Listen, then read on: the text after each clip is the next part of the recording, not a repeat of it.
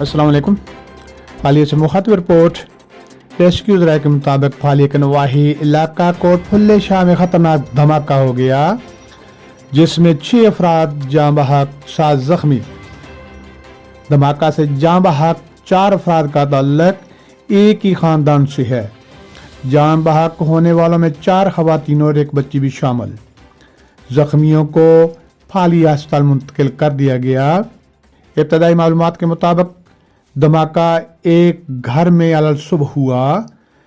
घर में आतिशबाजी का सामान मौजूद था कि अचानक आग भड़क उठी और धमाका हो गया, जिसके नतीजा में हमसाया मकान की छत भी गिर गई। दोनों मकान की छत गिरने से भारी जानी और माली नुकसान हुआ। 1122 रेस्क्यू टीम बर मौका वक्त पर पहुंचकर रेस्क्यू किया। पुलिस और मकामी लोगों ने मदद की।